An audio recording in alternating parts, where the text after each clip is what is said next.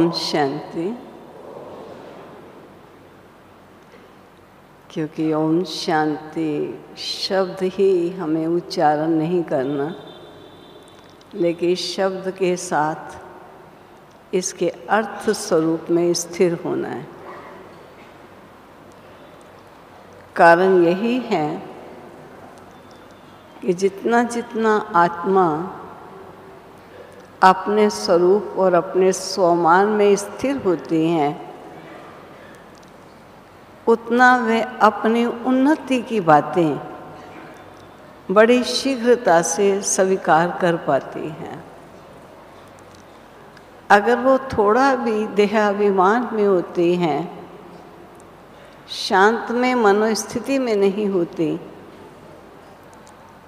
तो वो स्व की उन्नति की इच्छाएं बहुत रखती हैं, लेकिन स्व उन्नति के कितनी भी टिप्स होते हैं, कितनी भी चीज़ें होती हैं, कितने भी पॉइंट्स होते हैं, वे उन पर इतना गौर नहीं दे पाते। इसलिए बाबा कहते हैं आपका स्वरूप की स्मृति की स्थिति आपको बहुत तीव्रता से मंजिल की तरफ बढ़ाएगी। मैं किसी बहन की यहाँ क्लास चल रही थी, तो उनको ये एक बात मुझे बहुत अच्छी लगी। बातें तो सभी अच्छी होती हैं, लेकिन एक बात का जो मैं हिंट देना चाह रही थी, तो एक कहानी से वो शुरू कर रहे थे। तो कहा कि एक शिष्य ने अपने गुरुजी से पूछा, गुरुजी मुझे ये बताइए कि मैं भगवान को कब से याद करना शुरू कर लूं। तब गुरुजी ने उनको उत्तर दिया, अपनी मृत्यु से एक दिन पूर्व। जब आपकी मृत्यु आनी हो तो उससे एक दिन पहले से आप भगवान को याद करना शुरू कर देना। तब शिष्य ने गुरुजी से पूछा कि मुझे कैसे पता चले कि मैं दूसरे दिन मरने वाला हूँ, ताकि मैं एक दिन पहले से ही याद करना शुरू कर दूँ।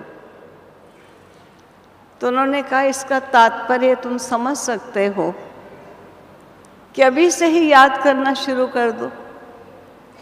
पता नहीं कौन सा दिन तुम्हारे लिए कल आ जाए और तुम आज चले जाओ। ठीक इसी प्रकार प्यारे बाबा भी हम बच्चों को यही कहते हैं कि बच्चे, मुझे याद करना एक यात्रा है। भक्ति में बहुत सी यात्राएं आपने की, बहुत से तीर्थ स्थलों पर गए, लेकिन बाबा आप बच्चों को अलौकिक और एक न्यारी प्रकार की यात्रा सिखाने के लिए आए हैं, और वो यात्रा है याद की।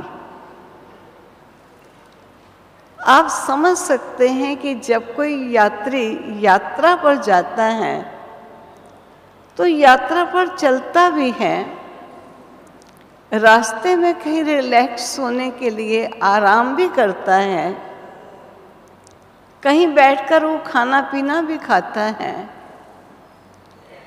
कहीं दो बातें आपस की चर्चा का विषय अगर कोई ज़रूरी हो तो वह विषय भी लेकर चर्चा भी करता है, परंतु वो कभी भूलता नहीं है कि मैं यात्रा पर हूँ। क्योंकि यात्रा पर जा रहा है, रास्ते में उसे ये सब कार्य करने आवश्यक हैं, और कभी बैठता है या कभी रिलैक्स करने के लिए थोड़ा रेस्ट करता है, लेकिन याद है कि मैं यात्रा पर हूँ और मुझे अपनी मंजिल पर पहुँचना है। ठीक इसी प्रकार बाबा भी हम बच्चों को कहते हैं कि बच्चे, तू प्रतिपल ये समझ कि मैं यात्रा पर हूँ। यात्री यात्रा पर चलता भी है, खाता भी है, बातचीत भी करता है, थोड़ा समय आराम भी करता है, कि तुम्हें यात्रा पर, इस रूहानी यात्रा में कहीं बैठने की आवश्यकता नहीं होती है। बैठे हैं तब भी यात्रा पर हैं, खा रहे हैं तब भी यात्रा पर हैं, थोड़ा आराम के लिए लेटे हैं तब भी यात्रा पर हैं। जिसमें बाबा कहते हैं आपका निंद्रा का समय भी योग में ही जाना चाहिए। ये भी याद के लिए ही हम रिलैक्स कर रहे हैं। अगर हमें प्रतिपल ये याद रहे कि हम यात्रा पर हैं, तो आप समझ सकते हैं कि हर समय हमारी याद बनी रह सकती है।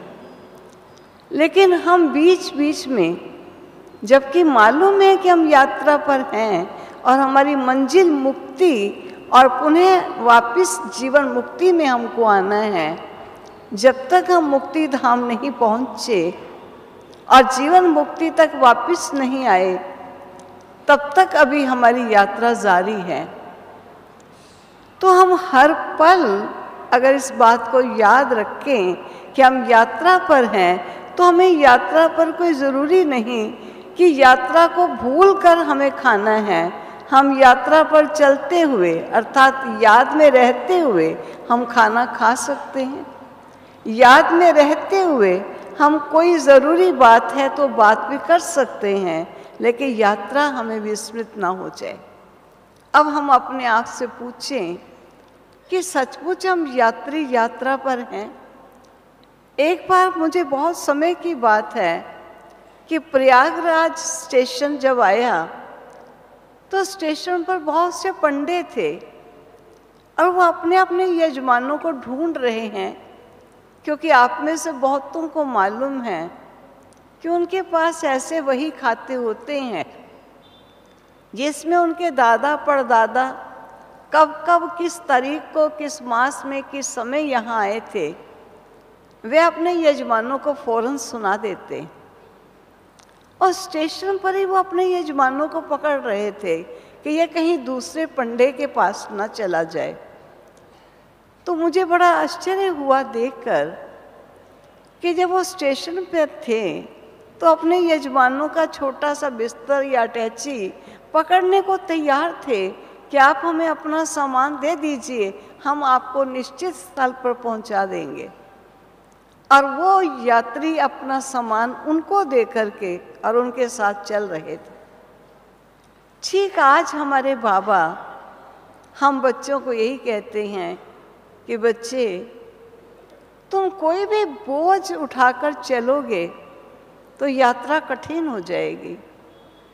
जो चीज़ आपको बोझिल लगे वो बोझिल चीज़ मुझको दे दो, मैं तेरे बोझ को उठा लूँगा और समय अनुकूल मैं उसे हल्का कर दूँगा। तो बोझ नहीं उठा, लेकिन तो अपनी यात्रा पर चलता चल और तुझे मैं निश्चित स्थल पर ले चलूँगा। अगर तू मुझ पंडे के साथ साथ चलेगा तो ज़रूर है कि रास्ते का कष्ट तुझे नहीं लेने दूँगा, और कहीं कठिनाई रास्ते में आती होगी या कोई रास्ता खाई खड्डी वाला होगा तो मैं तुझे वहाँ से बचा कर ले चलूँगा, लेकिन तू अकेला ना चल, मैं तुझे अपने साथ ले चलता हूँ। तो हर पल अगर हम बाबा के बच्चों को ये याद रहे कि हमारा पंडा स्वयं परम धाम से आए हैं, और जब उन्होंने देखा कि मेरे बच्चे अर्थात मेरे ये यजमान बिल्कुल परेशान और अशांत हो चुके हैं, अब वो आकर हम बच्चों को कहते हैं कि बच्चे अपना बोझ मुझे दे दे, मैं तुझे पहचानता हूँ और मैं तुझे मंजिल पर ले चलता हूँ। तो हम प्रतिपल इस बात को भूले नहीं कि हम यात्रा पर हैं। हम अपने साकार बाबा को याद करते हैं। कभी बाबा के साथ बच्चे बैठते थे और कोई हंसी की बात होती थी तो बाबा भी हंसते थे। ऐसा नहीं कि हंसते नहीं थे या बच्चों से बातचीत नहीं करते थे, रमणीकता नहीं थी बाबा में, सब कुछ था, लेकिन ऐसा प्रतीत होता था कि उन्हें कभी ये विस्मृति नहीं आती थी कि मैं यात्रा पर हूँ। हंसते थे समय के अनुकूल फौरन शांत भी हो जाते थे। हम बाबा के बच्चे हंसी को कंट्रोल करने के लिए कुछ समय लगा देते थे और कभी कभी किसी किसी बात में रह कर भी हंसी आ जाती थी, लेकिन बाबा समय के अनुसार बात करते, समय के अनुसार हंसते, लेकिन फिर अपनी यात्रा पर जैसे कि चल देते। इस प्रकार बाबा हम बच्चों को सिखाते कि मैंने आपके सामने साकार एग्जाम्पल रखा कि कैसे साकार एग्जाम्पल इतनी बड़ी जिम्मेवारियों को अदा करते हुए, इतने बच्चों की पालना करते हुए, उनकी ऊंचाई और निचाई के अनेक समाचार सुनते हुए, उन्हें मंजिल की तरफ इशारा देते हुए, उनके रास्ते की कठिनाइयों को सुन करके उसको हल देकर उनको सहारा बनते हुए अपनी याद की यात्रा को कभी ढीला नहीं होने दिया।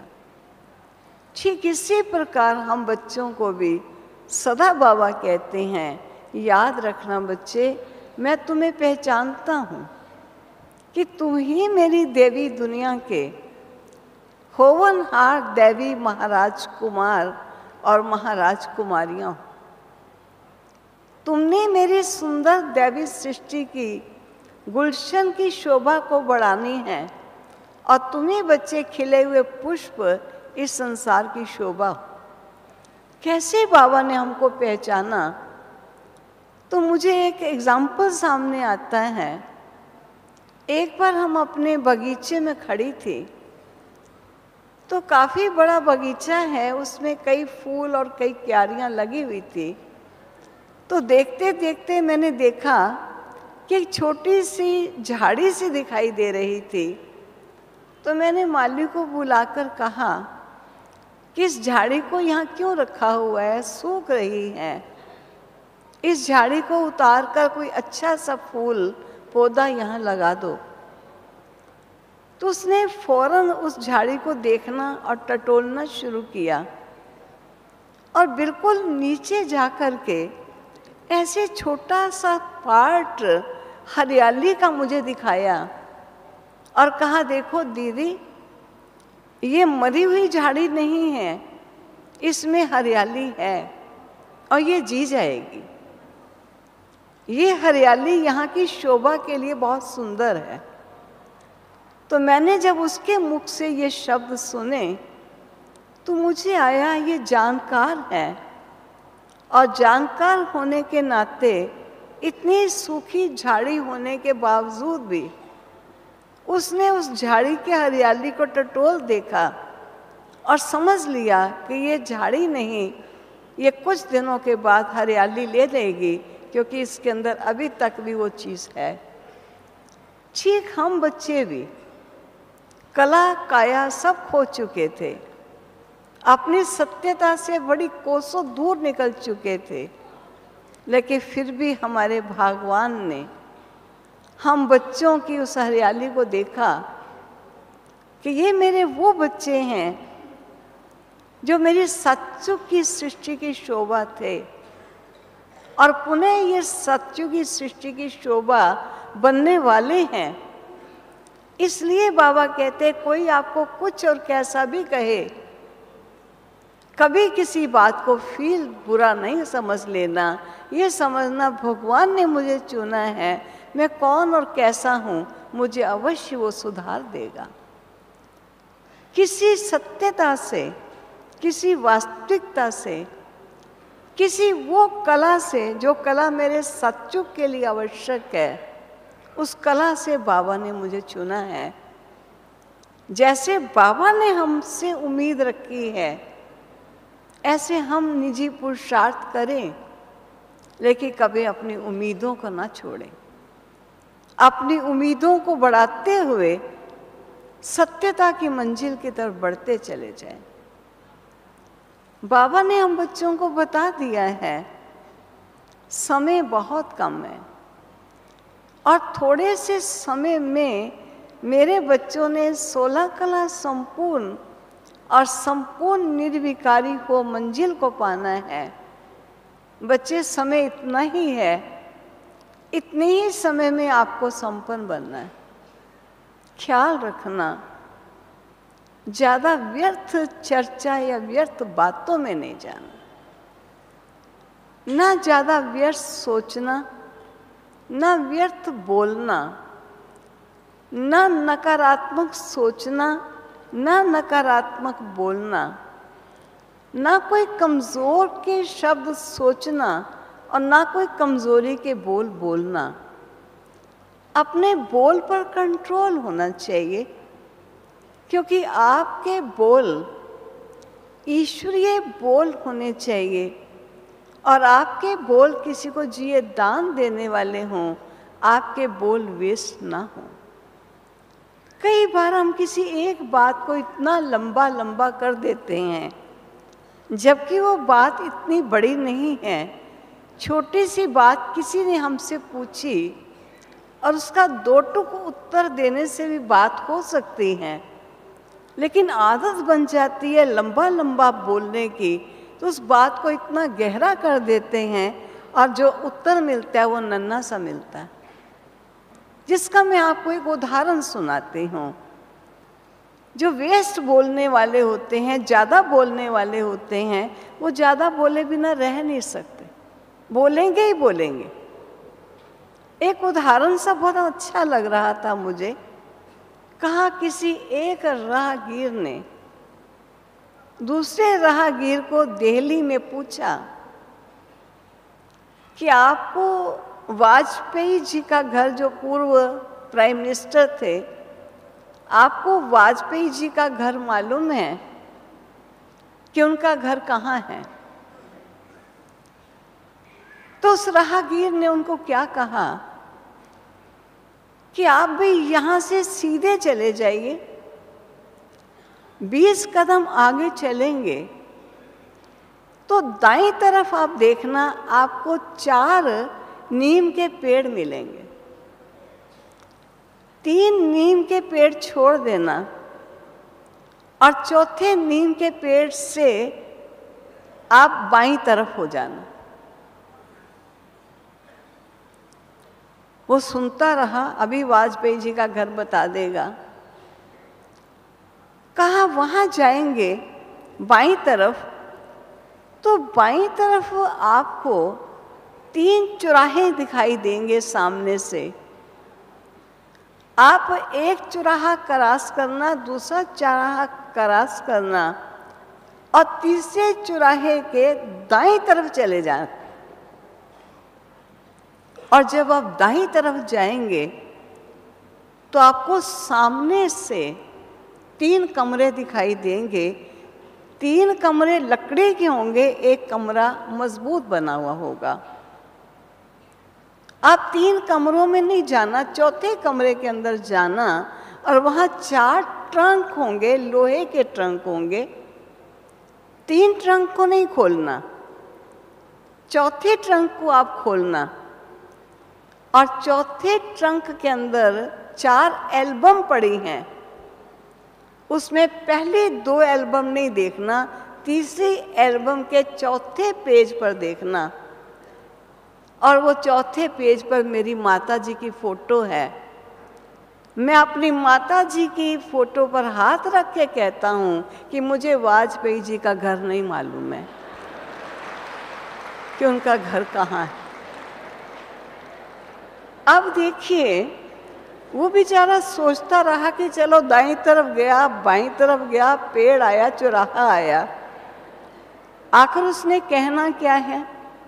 कहना ये है कि मुझे उनका घर नहीं मालूम है। माँ की कसम खा के कहता हूँ कि मुझे घर नहीं मालूम। अब वो बोलने वाले को नहीं पता चल रहा। कई बार मैं देखती हूँ, मैं क्लास में कभी कभी कह देती हूँ, भाई थोड़ी बात एक ही होती है, ज़्यादा रिपीट नहीं करो, जिससे आपका समय श्वास जाता है और सुनने वाले का भी समय श्वास चला जाता है। आप थोड़ा बात को हल्का करो।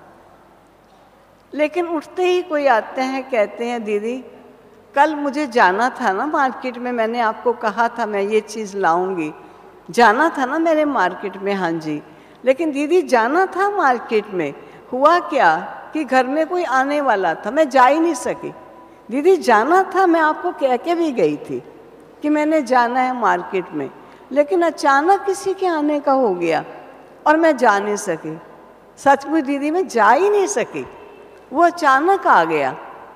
अरे हो गई ना बात, सीधा कह दो कि मैं जाना था लेकिन अचानक एक मेहमान के आने के कारण मैं नहीं जा सका। मैंने जाना था ना, कभी मेहमान पहले ले लेना, कभी जाना था पहले ले लेना, कभी कल मैंने आपको कहा था, कभी आज की मैं बात फिर सुना देते हैं, तो बात को इतना रिपीट करना। तो बाबा हम बच्चों को यही कहता है, कई बार बच्चों को बोलने की ज़्यादा आदत हो जाती। आदत हो जाने के कारण उस बात को रिपीट ज़्यादा करते हैं और ज़्यादा रिपीट करने से बात का तथ्य भी नहीं दिखाई देता। जिस पर मैं देखती थी कि साकार बाबा को कई बार बच्चे बैठते थे और कोई ना कोई समाचार या कोई विशेष बात बाबा को सुनाते थे, तो बाबा बड़े प्यार से सुनते थे।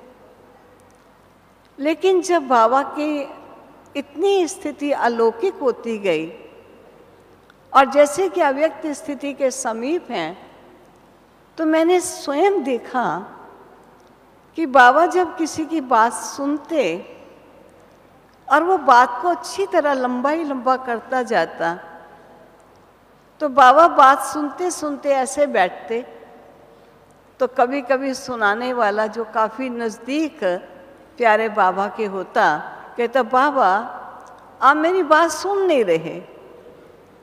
बाबा कहते बच्चे, जो सुनने वाली बात थी वो मैंने सुन ली, अब तुमको और क्या सुनाना है। सुनानी वही बात है लेकिन उसको विस्तार करने की आदत। तो बाबा कहते थे जो सार रूप है वो बाबा ने सुन लिया है। बच्चों को संक्षेप और सार सोचना चाहिए।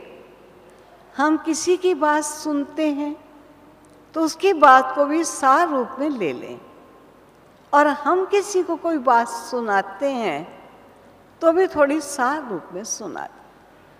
मैं कभी भी देखती हूँ, अभी यहाँ पर ही बहुत भाई बहनें आए हुए हैं, एक बहन आगे आगे निकलती जा रही, जरा तेज चलती, दूसरी थोड़ी पीछे है, लेकिन वो बात करती जा रही है। तो मैंने ऐसे ही पूछा, माता जी किससे बात कर रहे हो? कहती उससे कर रही हूँ, वो तो काफ़ी आगे जा चुकी, आप तो करते ही जा रहे हो। मैंने भी सोचा थोड़ा पता कर लूँ ये किससे बात हो रही है, अपने आप कर रहे हैं या क्या हो रहा है। लेकिन कभी तो तेज चल के उसको करती, कभी वो आगे चली जाती, फिर भी उसने अपनी बात नहीं छोड़ी, बात को कंटिन्यू रखा है। इसलिए बाबा कहते हैं या तो बातें करो, बात पढ़ाते रहो, या बाप की याद बढ़ाते रहो, जो मंजूर हो। बात करनी है या बाप की याद रहनी है, जितना हो सकता है बाबा को याद करने का अभ्यास कर। एक बार बाबा ने बड़ा सुंदर कहा, ये वाणी में, अव्यक्त वाणी में है। बाबा ने कहा कि कभी कभी बच्चे क्या बात करते हैं, कहते हैं बाबा आप तो साकार नहीं रहे, अव्यक्त हो गए हो, और शिव बाबा निराकार है। हम अगर अपने मन की बात सुनाएं तो हम किसको सुनाएं? बाबा कहते हैं बाबा को सुनाओ। कहते हैं बाबा तो सुनता ही नहीं, उत्तर नहीं देता। बाबा कहते हैं अच्छा फिर क्या करोगे? कहते हैं बाबा कोई तो साकार चाहिए जिससे हम अपने मन की बात करें। बाबा ने कहा कोई साकार नहीं चाहिए, कोई एक तो साकार चाहिए। बाबा ने कहा एक साकार नहीं चाहिए, एक ही चाहिए। सदा ये याद रखना, मुझे एक ही चाहिए जिससे मुझे अपने मन की बात करनी है, मुझे और कोई चीज़ नहीं चाहिए। का उससे बात करते वो उत्तर नहीं देता तो क्या करें? तो बाबा ने क्या करें? कहते हैं बाबा वो डॉक्टर तो कहता है अगर मन में कुछ चलता है, मान लीजिए आपकी तबीयत खराब है, कुछ भरा हुआ है ज़्यादा, तो निकालो बाहर। तो बाबा ने कहा आप भी निकाल लो। कहाँ निकालोगी? बाबा के सामने निकालोगी? बाबा के कमरे में निकालोगे? कहाँ निकालोगे? अरे बच्चे, बाबा सबकी बातें सुनता है, लेकिन बच्चों को इस बात का ध्यान रखना चाहिए कि हमारे मन में ये संकल्प निरंतर परिपक्व है कि मेरा तो एक शिव बाबा, दूसरा ना कोई। उसी एक से मेरा सच्चा प्यार है, उसी एक से मेरे सर्व संबंध हैं, उस एक को मैंने अपना दिलवर बना लिया है। जब और कोई स्थान ही नहीं होगा तो ये जो प्रश्न उठता है कि आखिर भी किसी से तो बात करे, कोई एक तो चाहिए। बाबा ने कहा एक ही चाहिए, एक तो नहीं चाहिए। जब एक ही हो जाएगा तो एक तेरी बात सुनेगा, और जिस समय उस बात के उत्तर की आवश्यकता होगी उसी समय ही तो उत्तर दूंगा।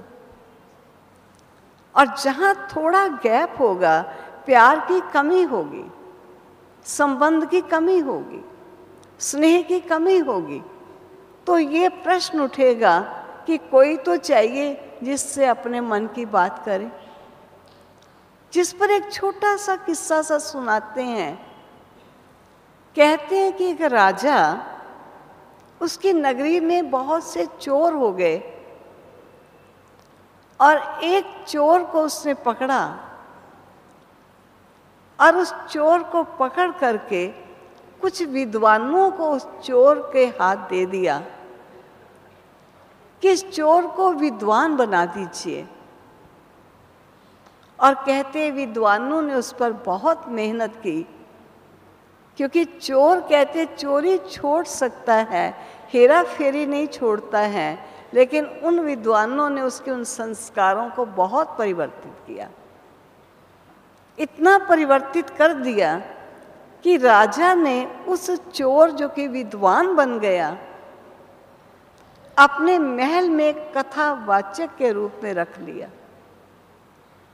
और वो प्रातः से सायं कभी रामायण की कथा, कभी भागवत की कथा, कभी गीता का अध्ययन, कभी किसी वेदों का अध्ययन, ऐसा पठन पाठन हर समय करता रहता।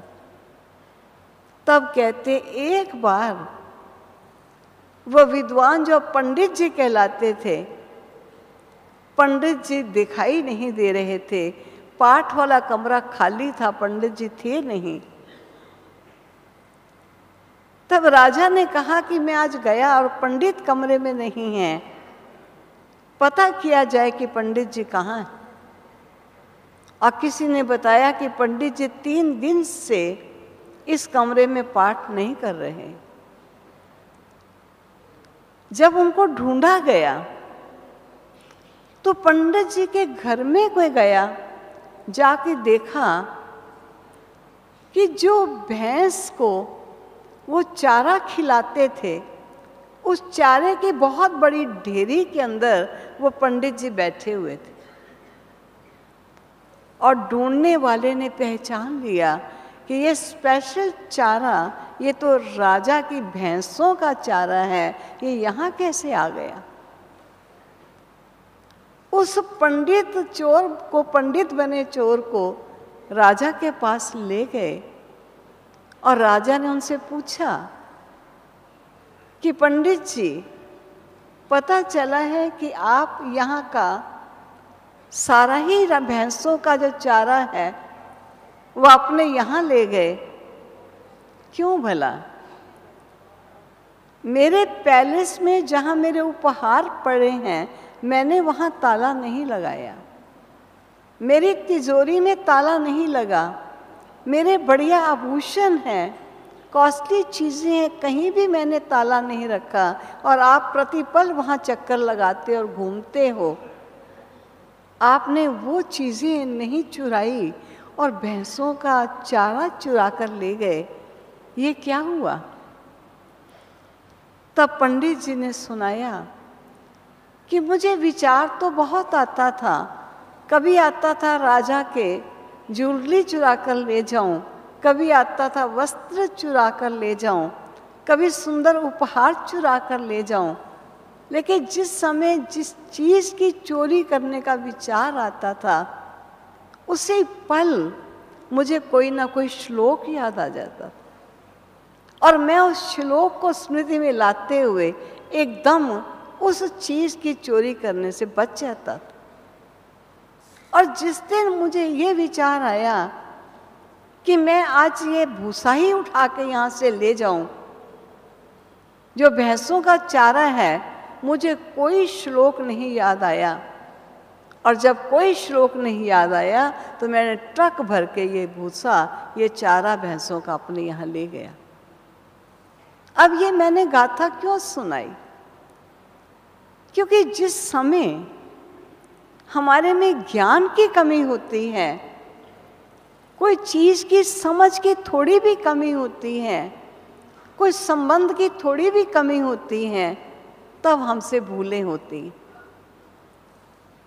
और जिस क्षण किसी बात का उत्तर हमें ज्ञान के आधार से मिल जाता है, भूलों का सवाल नहीं होता है। इसलिए बाबा विशेष हमको कहते हैं कि बच्चे ज्ञान का मनन, चिंतन, अध्ययन करते रहो ताकि आपकी बुद्धि ज्ञान से भरपूर रहे। जहाँ कहीं कभी आपसे भूल हो जाती है और वो भूल का कारण होता है कि उस भूल से आप अपने को बचाने का कोई भी ज्ञान की युक्ति या ज्ञान का रतन, उस समय अनमोल रतन बुद्धि में ना आने के कारण आप बच्चों से भूल होती है और कोई कर्म श्रेष्ठ की जगह पर व्यर्थ, भ्रष्ट या विकर्म कर बैठते। इसलिए बच्चों को प्रतिपल ज्ञान का चिंतन, ज्ञान का अध्ययन, ज्ञान का पठन पाठन, ये स्थिति बच्चों की चलती रहनी चाहिए। क्योंकि हम सब देखिए कितना समय भक्ति मार्ग में रहे, कितने मंदिरों में गए, कितने तीर्थ स्थलों पर गए, और आज बाबा ने हम बच्चों को कहा कि मैं ज्ञान सागर, तुम बच्चों को ज्ञान गंगाएं बनाने आया हूं। कहते हैं कि फलां ने वहाँ से गंगा निकाल ली, उसने वहाँ से गंगा निकाल ली। आप समझ सकते गंगा एक स्थान से दूसरे स्थान पर कैसे जाएगी? बाबा कहते वो पानी की गंगा नहीं, वो ज्ञान की गंगा है। हम एक जगह पर गए, उन्होंने हमको बताया, वो जगह तो अभी सूखी पड़ी थी, तो कहा कि श्री कृष्ण संदीपन गुरु के आश्रम में शिक्षा लेने के लिए जाया करते थे, लेकिन संदीपन गुरु जी प्रतिदिन गंगा जी में नहाकर तभी अपने आश्रम में अपना कार्य प्रारंभ करते। लेकिन एक दिन श्री कृष्ण जी ने ये समझा कि क्यों नहीं गंगा अपने गुरु के आश्रम के पास ही ला दी जाए, ताकि गुरु जी कहीं दूर जाकर स्नान ना कर सके। अब हम समझते थे कि भगवान है या किसी में शक्ति है, वो गंगा को वहाँ से वहाँ ला सकता है। अब हमको पता चला कि मानो किसी के गुरु जी या किसी को कोई शिक्षा देने वाला ज्ञान सुनता है, लेकिन सेवा केंद्र उनके घर से बहुत दूर है। हो सकता है उनसे स्नेह रखने वाले को उनके साथ इतना स्नेह और संबंध है कि वो चाहता है कि क्यों नहीं बाबा का सेवा केंद्र इनके घर के नज़दीक खुल जाए और ज्ञान गंगा यहाँ ही इनको ज्ञान का जल दे दे, ताकि ये आत्मा यहीं ज्ञान स्नान करके पावन बन जाए। वो जल की बात नहीं है। ये भक्ति मार्ग में बहुत सी बातें बना दी हैं कि वो जल रूपी गंगा को वहाँ से वहाँ ले आए। बाबा कहते हैं वह जल नहीं, वो तुम ज्ञान गंगाएं हो। जो देश और विदेश में बहती हो, शहर और गांव में जाते हो, छोटे छोटे कस्बों में बहती हैं। अरे बच्चे, जहाँ भी चाहिए ये गंगा जा सकती है, वो गंगा नहीं जा सकती। ये है पतित पावनी गंगाएं, क्योंकि पतित पावन से निकली हुई ये गंगाएं।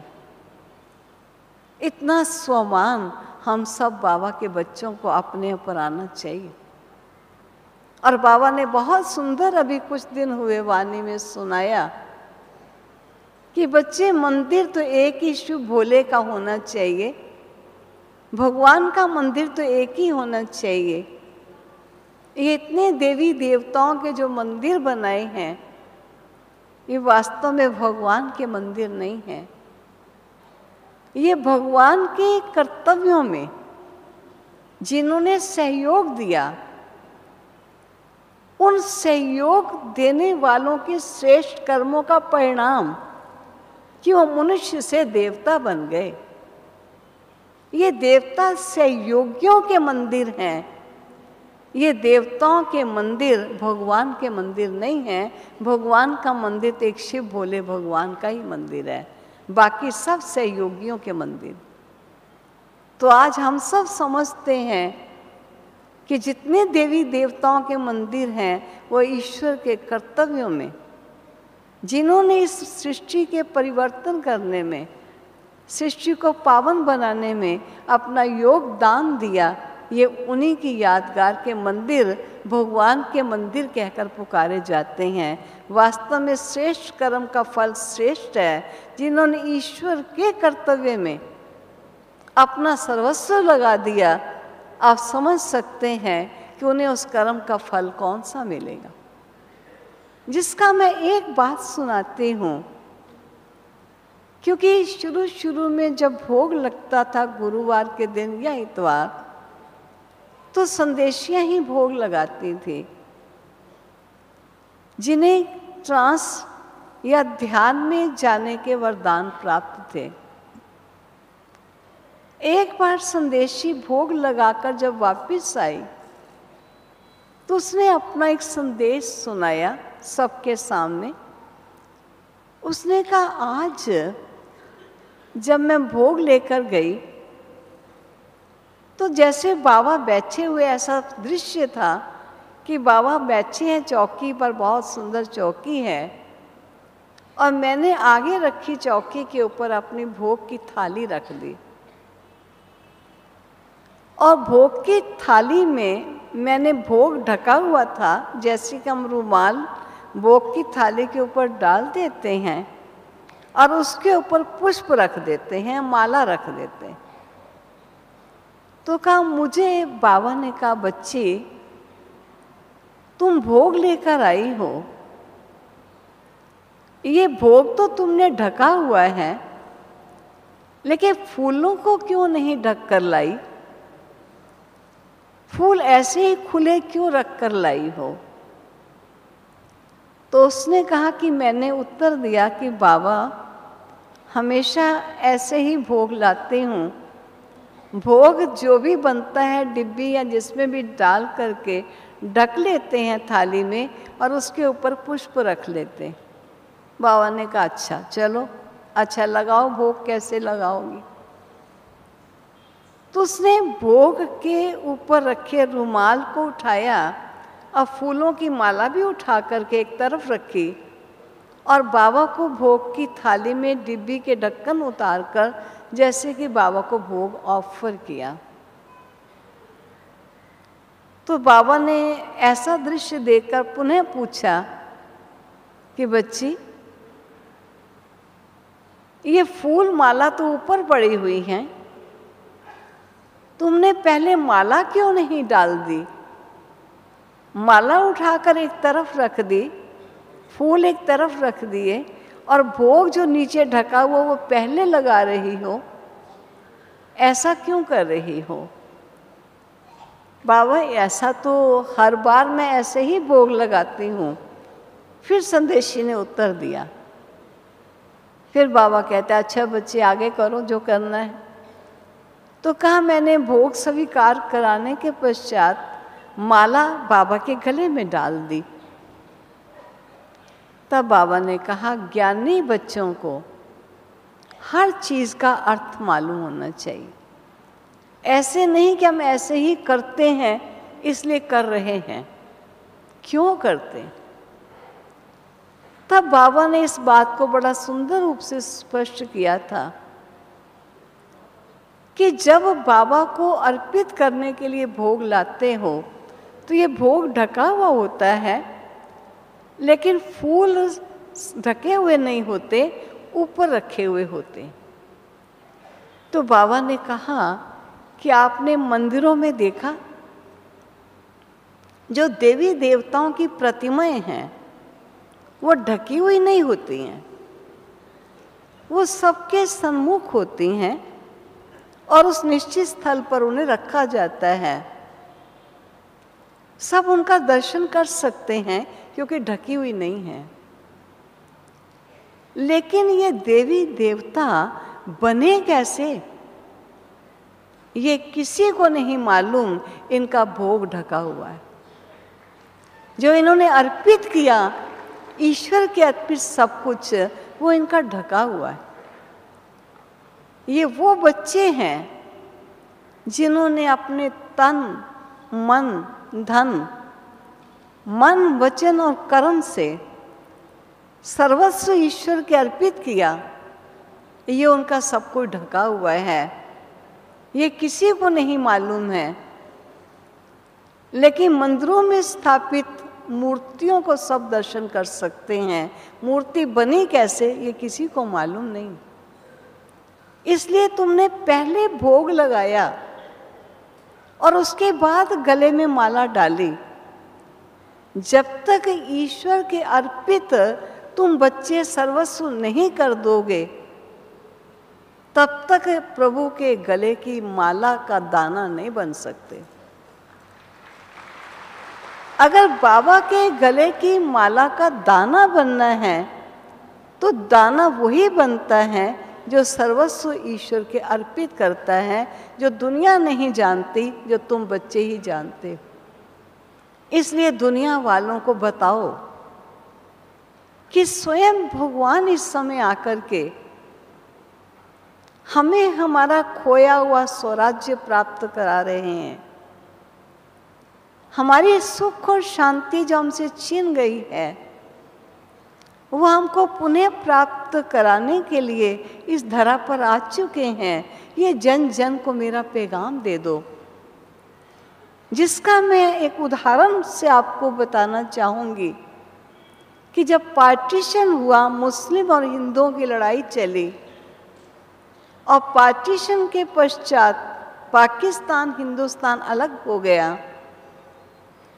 उस समय मुझे उस समय दिल्ली का ही मालूम है कि ये रेडियो में, अखबारों में और विभिन्न प्रकार से अनाउंसमेंट हुई कि जिनकी जमीन जायदाद छोड़कर वहाँ आए हैं वो अपनी जमीन और जायदाद का क्लेम भर लें, उनको गवर्नमेंट वो जमीन जायदाद देगी वापस। बहुतों ने क्लेम भरा कि हमारी फलां जगह इतनी ज़मीन थी या इतने मकान थे। ये सब चीज़ें अपनी जायदाद के विषय में लिखत दी। और कईयों ने ऐसा ही सोचा कि अरे जो चीज़ चली जाती है वो कौन देता है। तो कईयों ने झूठे क्लेम भी भर लिए और कईयों ने सच्चे क्लेम भी नहीं भरे। लेकिन वो समय आया जब गवर्नमेंट ने, जिन्होंने अपनी जायदाद जमीन मकान के क्लेम भरे थे, उन लोगों को जमीन जायदाद क्लेम में दी गई। अब आप सोचिए, जब अनाउंस हुआ था तो विश्वास नहीं आ रहा था कि जो जायदाद, जो ज़मीन हमारी रह चुकी है पार्टीशन से पहले पाकिस्तान में, अब हम भारत बन गया, अब ये गवर्नमेंट हमको कहाँ से देगी। लेकिन उस गवर्नमेंट में जो नौकरी छोड़कर आए थे उनको वो नौकरियाँ भी दी थी। मुझे याद है हमारे लौकिक पिता बैंक में नौकरी करते थे और हम बॉम्बे में रहते थे। उस समय ये निकला कि जो बैंक की नौकरी करने वाले हैं वो आ जाएं और उन्हें पुनः बैंक की नौकरी दी जाएगी। और वो नौकरियां गवर्नमेंट ने दी थी, लेकिन विश्वास करने वाले आज धनी बन के बैठ गए और जिन्होंने विश्वास नहीं किया वो अपना धन गंवा के बैठ गए।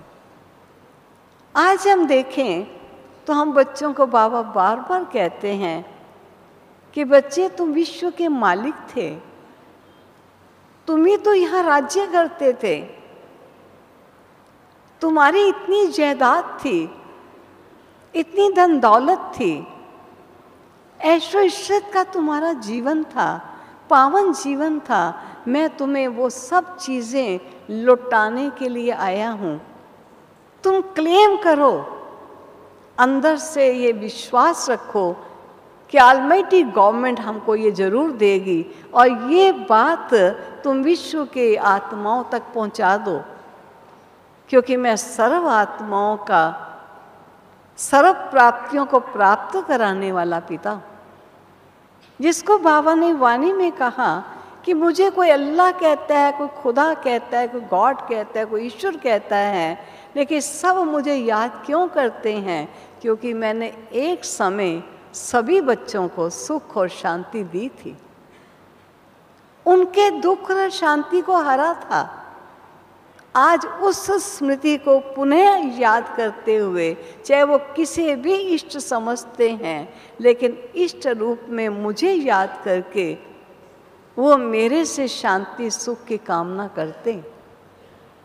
और आप बच्चों का काम है सारी विश्व की आत्माओं को बता देना कि ये पुरानी तमोगुनी सृष्टि का अंत है और नई सत्युगी सृष्टि की स्थापना है। हम ही जो इस विश्व में देव स्वरूप राज्य करते थे, आज ईश्वर हम बच्चों को कहता है कि मैं पुनः आपको देवता बनाने के लिए आया हूँ। और हम बच्चों को बार बार बाबा कहता है कि अपने स्वरूप की स्मृति कभी विस्मृत ना हो जाओ, क्योंकि आप मेरे बच्चे हो। मेरा बच्चा कभी साधारण नहीं होगा, मेरा बच्चा दिव्य होगा, मेरा बच्चा श्रेष्ठ होगा। अगर आप में कोई कमी और कमजोरी भी है तो उस कमी और कमजोरी को रियलाइज करो, ये मेरे में कमी है। और बाबा को जितना याद करके विशेष उस कमी को भी साकार दो, जिसका मैं कभी कभी अपना उदाहरण देती हूँ कि बाबा हम बच्चों को कितना साकार देते थे। मैं लास्ट समय मेरा हो गया, मैं लास्ट अपना साकार बाबा का ये अनुभव जो मैं कई बार सुनाती हूँ और आज पुनः सुनाना चाहूँगी कि साकार में बाबा अपने बच्चों को कितनी शक्ति देते थे। एक बार की बात याद बताती हूँ कि मैं बाबा के, जहाँ बाबा का रूम था, उनके साथ वाले रूम में ही मैं सोई हुई थी, जहाँ बाद में मुन्नी बहन का स्टोर था, ये मुन्नी बहन का कमरा था। तो मैंने संकल्प किया कि आज प्रातः क्लास में जाने से पूर्व मैं बाबा को गुड मॉर्निंग करके और फिर ही मैं क्लास में जाऊंगी। मैं प्रातः उठी, अपना मुख आदि धोया और मैं बाबा के कमरे में चली गई। बाबा के कमरे में, उस कमरे से इतनी दहलीज थी जिसको लांघ कर कमरे में जाना होता है, तो मैं कमरे में चली गई। मैंने देखा बाबा एक पलंग पर बैठे थे, जिस पलंग पर सोते थे उस चारपाई से टांगे नीचे लटकाए हुए थे और ऐसे बैठे थे। ऐसे प्रतीत हो रहा था कि शरीर यहाँ है, लेकिन जैसे कि बाबा कहीं और है। मुझे नहीं अच्छा लगा कि मैं बाबा के पास चली जाऊं फौरन और जाकर कहूं कि गुड मॉर्निंग बाबा। मैं दहलीज तो निकल कर अंदर तो चली गई, लेकिन मैं वहीं के वहीं खड़ी रही, इस सोच में खड़ी रही कि अब वापस जाऊं तो भी बाबा को डिस्टर्ब करना होगा। आगे बढ़ती हूँ तो भी डिस्टर्ब करना होगा, क्या करूँ। मैं ऐसे ही कुछ विचारों के द्वंद्व में खड़ी थी कि कुछ समय में ही बाबा ने मेरी तरफ ऐसे देखकर बड़े प्यार से गर्दन से ऐसे किया, जिसका संकेत था कि नज़दीक आओ। तो मैं बड़े धीमे कदमों से बाबा के समीप चली गई। बाबा ने मेरी एक ही उंगली पकड़कर, शेक हैंड जैसे कोई किया जाता है, एक ही उंगली को पकड़कर शेक हैंड किया। और मैं बाबा से दृष्टि ले रही थी तो बाबा ने मुझसे पूछा, बच्ची रात को नींद आई? मैंने कहा बाबा बहुत अच्छी नींद आई, क्योंकि उस समय हरियाली और पहाड़ ही पहाड़ चारों तरफ हुआ करते थे।